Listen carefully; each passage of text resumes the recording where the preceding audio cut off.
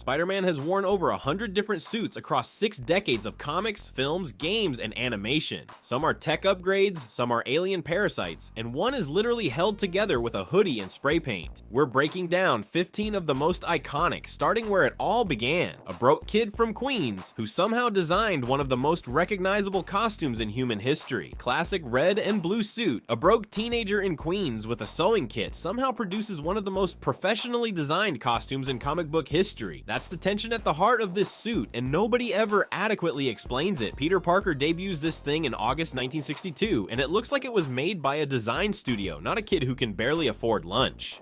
Full face mask, integrated lenses, web pattern exclusively over the red sections, mechanical web shooters hidden under the gloves. Every detail is impossibly considered for a homemade job. But here's the thing, that full coverage mask hiding every identifying feature is exactly why Spider-Man became a cross-cultural icon. You can't see age, race, or background. Anyone can project themselves into that suit. Now, even this suit has versions. Ditko's original is lean, angular, almost unsettling. Romita comes along and makes it heroic, clean lined, the version most people picture when they close their eyes. Both are the classic suit depending on who you ask, which is a debate that will never end. Every single suit on this list is measured against this one. It's the visual home base Peter always returns to, no matter how far he strays, which makes the next entry all the more shocking, because Peter didn't just stray from the red and blue. He replaced it entirely with something alive. Black symbiote suit. In 1984, Peter Parker found what he thought was an alien costume generator on Battleworld. Turns out it wasn't a costume.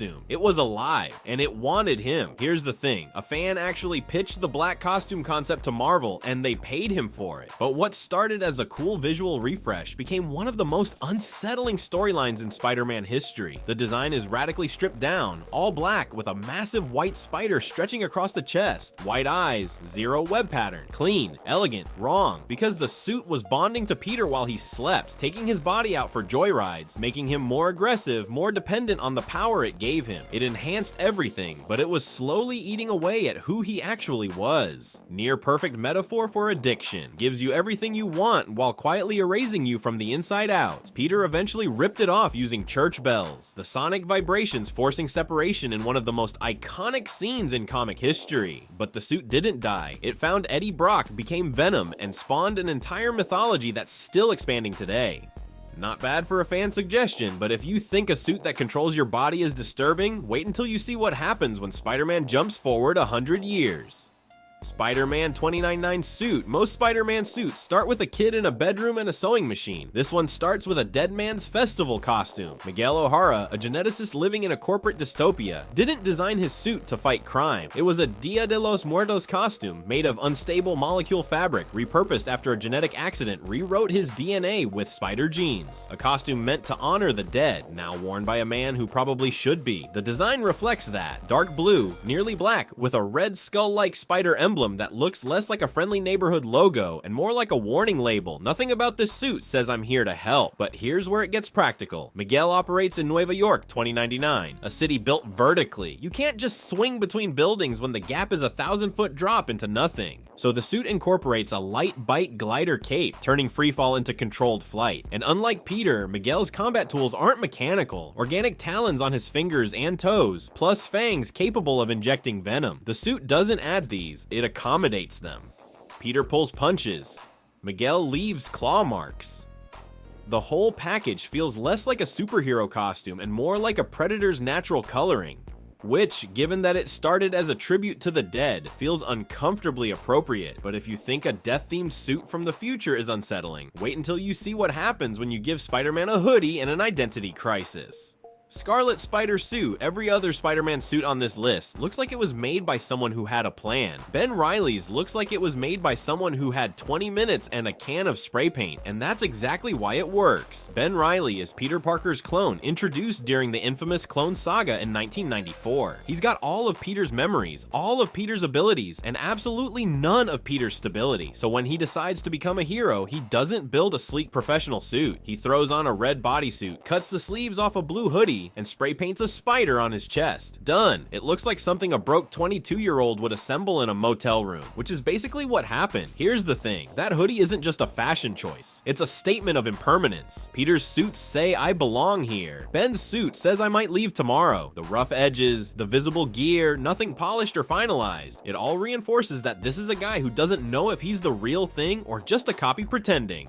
Fans initially dismissed it alongside the Clone Saga's baggage, but time did something funny. The suit outlived the controversy. That DIY aesthetic aged into something genuinely beloved, proving you don't need a billion-dollar lab to look iconic. You just need a hoodie and some conviction. But if you think a homemade suit is impressive, wait until you see what a Hollywood budget does to spandex.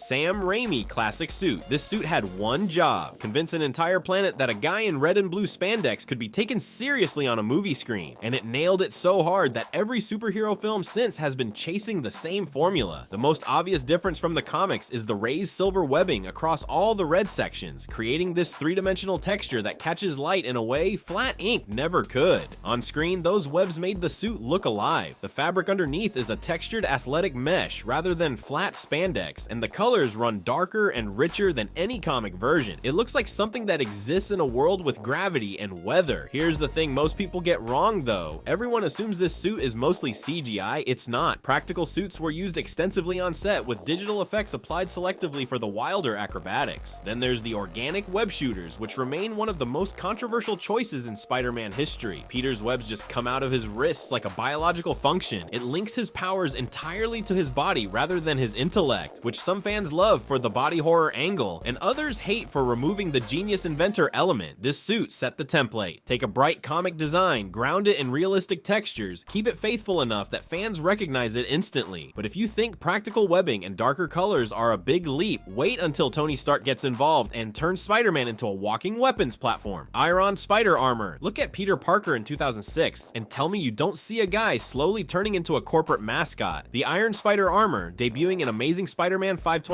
is what happens when Spider-Man stops being independent and starts being an employee. Tony Stark built this thing. Red and gold color scheme matching his own armor, 4 mechanical spider arms from the back, advanced computer systems, gliding stealth. On paper, the best suit Peter ever wore, but Stark could monitor it remotely, influence its functions. Peter was wearing a tracking device built by a billionaire who needed him on a specific side of a political war, a leash disguised as a gift. For a while, Peter wore it, fought alongside Stark, looking less like your friendly neighborhood Spider-Man, and more like Iron Man's sidekick who happened to shoot webs. The red and gold said everything.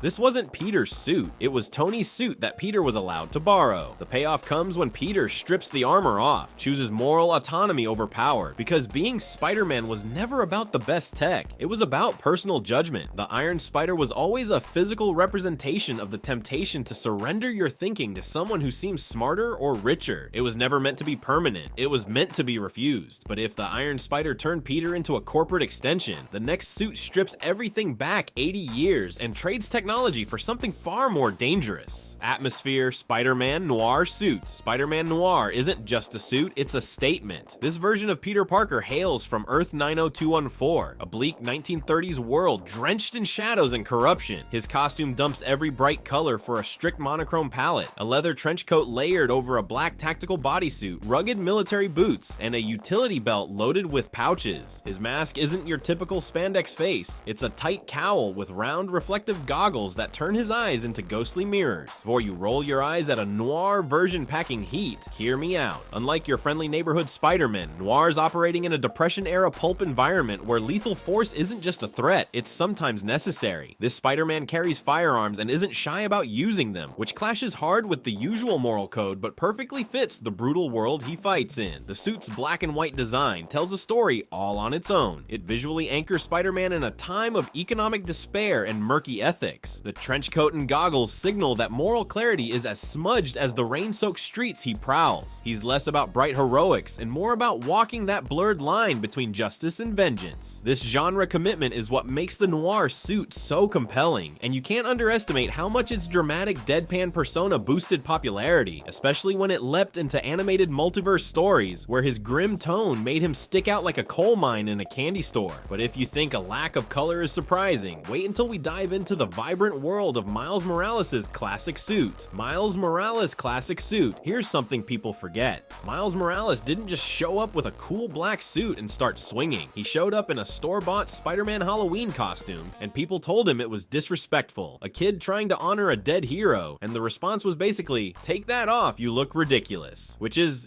not ideal. But that criticism is exactly what forced Miles to build something of his own. And what he came up with is one of the cleanest visual statements in superhero history. The suit is primarily black with red webbing and a red spider emblem on the chest. It's Peter's color scheme, inverted. Red and blue becomes black and red. That's not an accident. That's a thesis statement stitched into fabric. The black and red combination does a lot of heavy lifting symbolically. Mourning, protest, resilience. It says I carry this legacy and I am not a copy in the same breath. Miles is an honored successor, not a replacement, and the suit makes that distinction instantly readable from across a room. Now, the powers are worth noting because they're not suit-based at all. Bioelectric venom blasts, camouflage, the ability to literally disappear. These are biological. The suit doesn't give Miles anything except an identity. Everything dangerous about him is underneath it. That's the real inversion. Peter built tech into his costume to compensate. Miles just needs something to wear while his body does the terrifying stuff on its own. But if you think a color swap is a bold design choice, wait until you see what happens when Sony decided to completely reimagine Spider-Man's look from scratch for the big screen. Andrew Garfield's amazing Spider-Man suit. This suit is what happens when a reboot looks at everything the previous version did and says, cool, what if we did the opposite? Mark Webb's 2012 film deliberately pushed away from the Raimi aesthetic, and the costume is where that decision is most visible. Darker navy blue, a basketball-like textured fabric, elongated chest emblem, and those distinctive yellow-tinted eye lenses that made the mask look like nothing we'd seen before. Here's the thing, the film actually earns the design by showing Peter build it. You watch him source lenses from sunglasses, hand construct his web shooters, and piece together something that looks like a kid with real engineering talent made it in his bedroom, which is exactly what happened. Compared to Raimi's suit, which kind of just appears fully formed, this version commits to the DIY origin story, but those yellow eyes tested a boundary. The altered proportions, the sporty texture, the color balance that leaned harder into navy than any previous live-action version. It was an experiment in how far you can push Spider-Man's look before audiences stop recognizing it as Spider-Man, and the answer came fast. The sequel course-corrected with a design ripped almost directly from the comics. Bigger eyes, brighter colors, classic proportions. The audience conversation shaped the redesign in real time. Fan opinion was divided at release. Though time has been kind, Garfield's later multiverse return generated enough goodwill to reframe the whole era, suit included. Sometimes you need the experiment to appreciate what comes after, but if you think reimagining Spider-Man's look from the outside is bold, wait until you hear about the suit designed by a villain wearing Peter's own body. Superior Spider-Man suit. Look at this suit for 5 seconds and you can tell something is wrong before anyone explains the body swap. That's the genius of it. In December 2012, Amazing Spider-Man 700 did something that made fans lose their collective minds. Dr. Otto Octavius, dying in his own broken body, successfully swapped consciousness with Peter Parker. Otto got Peter's healthy body. Peter got a corpse.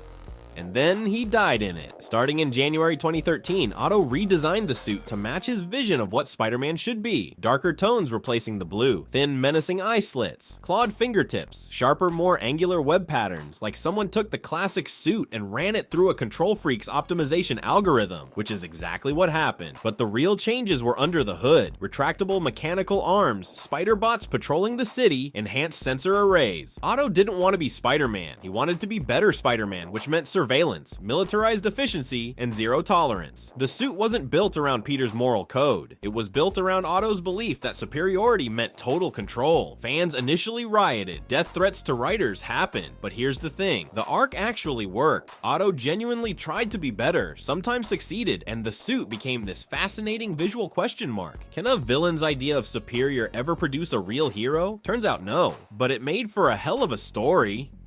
But if you think a Control Freak in spandex is a wild redesign, wait until you see what happens when Spider-Man picks up a guitar and starts a revolution. Spider-Punk suit.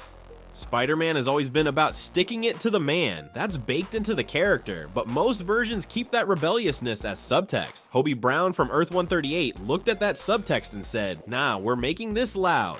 First appearing in Amazing Spider-Man Volume 3, Issue 10 in January 2015 during the Spider-Verse event, the Spider-Punk suit is exactly what it sounds like. Spiked denim vest over a bodysuit, mohawk spikes on the mask, patches, torn fabric, studded boots, and an electric guitar used as both instrument and weapon. That's not a superhero costume, that's a manifesto. In Hobie's universe, Norman Osborn is the president, a full authoritarian dictator, and Hobie doesn't just fight him in alleys, he leads an entire rebellion, concerts that double as protests, music weaponized against a police state. Every spike and torn seam is ideological. The suit literalizes what Spider-Man has always implied, a disruptive outsider challenging unjust systems. What makes the design work is the total commitment. They didn't slap a safety pin on a regular suit and call it punk. They went full aesthetic, full philosophy. The guitar isn't a prop, it's a bass he smashes into people. Nothing here is subtle, and that's the entire point. Spider-Punk consistently steals scenes across games and animation, not because he's the most powerful variant, but because he's the most fun. He shows up and immediately becomes the coolest person in the room. But if Spider-Punk is Spider-Man stripped to pure rebellious energy, the next suit is almost the opposite. Spider-Man wrapped entirely in someone else's technology. Tom Holland Stark suit. Here's the thing about this suit. It looks like Spider-Man.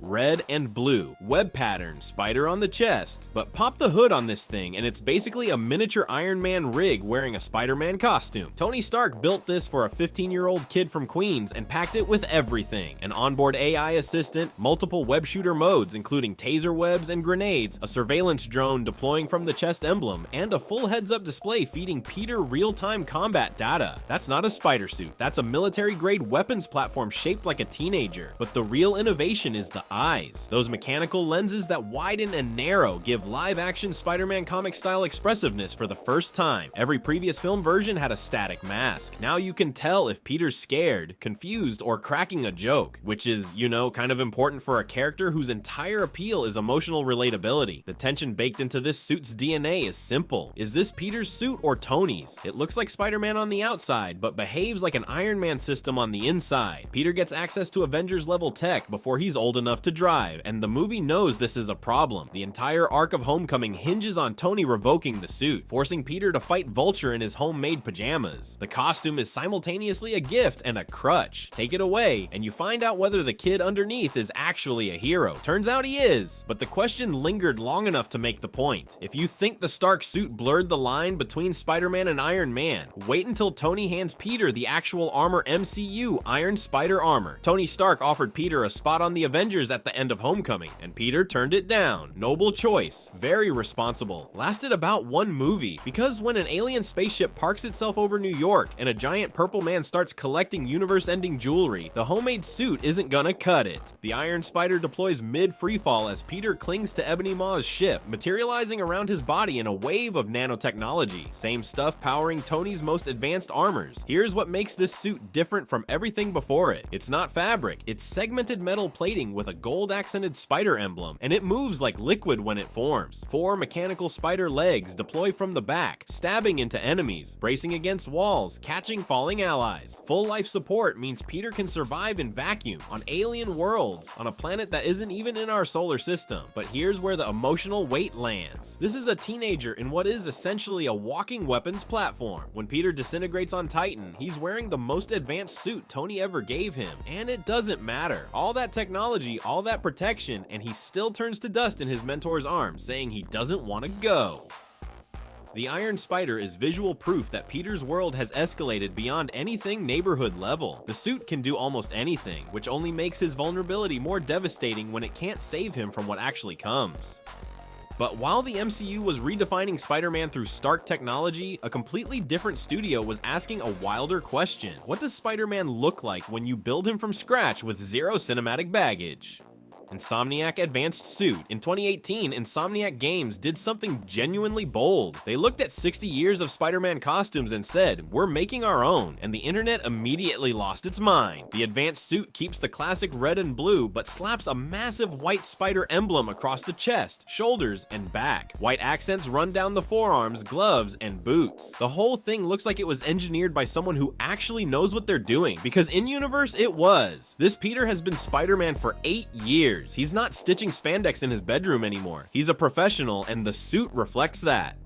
Here's the thing though, when those first promotional images dropped, fans were skeptical. The white spider felt wrong to people. Too different, too clean, too much like a sports car logo. And then everyone actually played the game, saw it in motion, watched it catch light during a sunset swing through Manhattan, and went, oh, this is incredible. That trajectory from doubt to devotion is basically the story of this suit. The white emblem isn't a gimmick, it's a statement. It says this Spider-Man has earned his own look. He's not borrowing from the comics. He's not adapting a movie. He exists in his own continuity, with his own history, and his suit communicates that confidence instantly. It feels like a natural evolution of everything that came before, which is exactly why it works. But if the advanced suit represents a Spider-Man who's fully grown into his role, the next suit represents one who's just getting started and doing it with a spray can. Into the Spider-Verse Miles Morales suit, Miles Morales doesn't receive his suit, he makes it. And that single detail is why this might be the most important costume on this entire list. Here's the setup. For most of the film, Miles is wearing a too big store-bought Spider-Man costume that looks exactly as ridiculous as it sounds. He's tripping over himself, unsure if he even belongs in the mask. He's got the powers, but not the conviction. And then something clicks. After losing his uncle, after failing repeatedly, after watching other Spider people prove that this mantle can belong to anyone, Miles grabs a can of spray paint and does what any artist from Brooklyn would do. He makes it his own. The black suit, the bold red spider emblem, the graffiti-style detailing. None of it is inherited.